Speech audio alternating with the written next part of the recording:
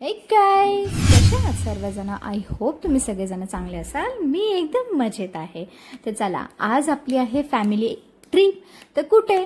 तुम्हाला तर लोकेशन बघितलं आहे, तर कोणाकोणाला कळालं त्यांनी मला कमेंटमध्ये नक्की सांगा.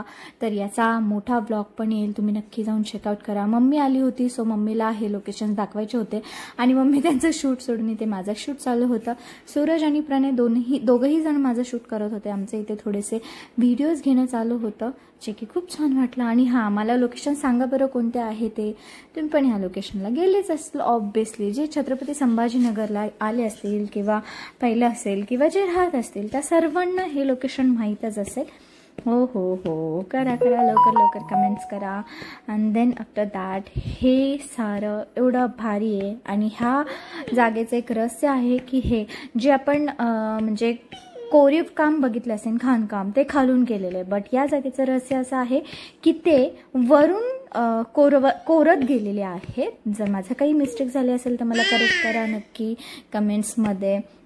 देन इथे आमचं असं शूट चालू होतं आणि जो बॅकग्राऊंडचा व्हॉइस असेल तो प्लीज अवॉइड करा, कारण की हा छोटूशा आमच्या पिल्लाचा आवाज आहे जो की मध्ये मध्ये येत होता.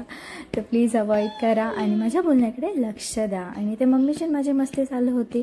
सूरजनी आणि मी खूप सारे व्हिडिओज क्लिक केले जे की येतील, हळूहळू पोस्ट होतील.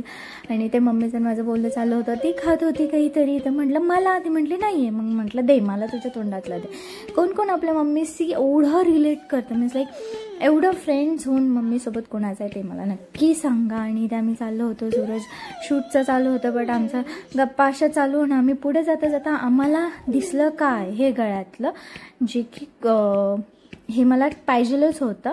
तर मग मी हे 3 घेतले. 3 कोणासाठी?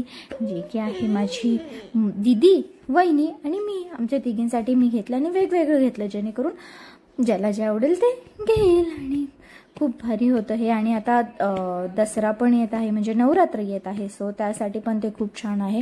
आणि सडनलीच पाऊस आला आणि आम्ही सगळेजण डिवाइड झालो, कारण मी मम्मी वॉशरूमला गेलो होतो, आम्ही तिकडे आणि हे सगळे इकडे. कोणीच भिजलं नव्हतं, फक्त मी आणि मम्मी दोघीजणी एवढं भिजलो होतो प्रमाणाच्या बाहेर. लिटरली जो स्टोल होता त्याच्यामध्ये पाणी एवढं जमलं होतं. माझा अवतार असा झाला होता. मी तर प्रचंड भिजलेली गाईज. तर बाय बाय.